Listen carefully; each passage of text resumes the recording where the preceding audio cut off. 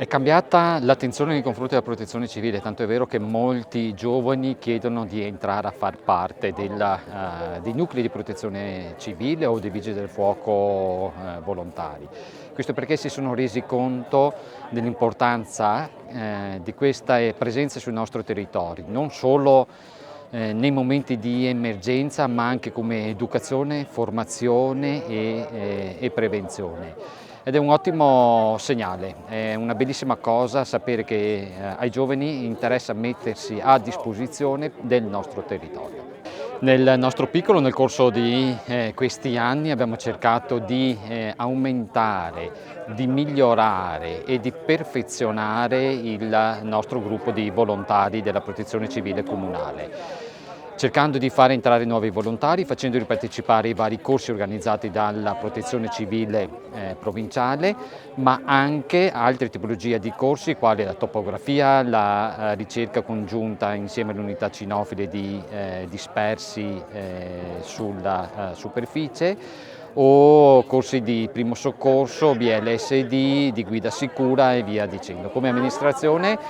ci crediamo profondamente, abbiamo raccolto il testimone da chi ci ha preceduto, dall'amministrazione Baldissera, dall'ex assessore Nico Basso, e abbiamo cercato di potenziare mettendo delle risorse, ampliando la loro sede, recuperando spazi di un ex spogliatoi, acquistando un primo mezzo nel 2015 e un secondo mezzo pochi mesi fa. Allora, come dotazione abbiamo un fuoristrada e un pulmino 9 posti, oltre a un carrello con tutte le dotazioni tipo motopompa, idrovora e torre faro. Quello serve per le emergenze che ci possono essere. Attualmente siamo in 28 persone,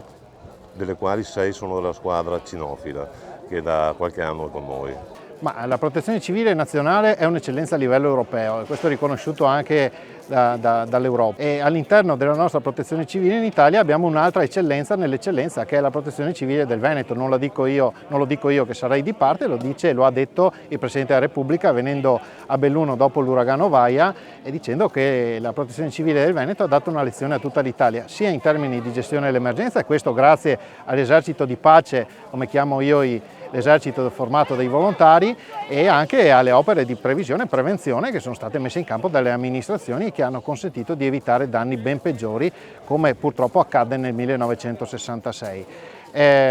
Ovviamente i volontari della protezione civile non potevano mancare anche in questo anno e mezzo di lotta contro la pandemia. Abbiamo mediamente 500-600 volontari anche oggi a supporto della sanità, sempre in campo in tutto il Veneto, e fino ad oggi hanno regalato questi volontari e volontarie oltre 250.000 giornate di lavoro a titolo gratuito alla collettività, dando il supporto alla sanità, trasportando i materiali, riaprendo 6 ex ospedali, tutta una serie di attività che spesso passano inosservate ma che hanno visto l'impegno di questi volontari che, come al solito, sono uomini e donne di braccia, ma soprattutto uomini e donne di cuore.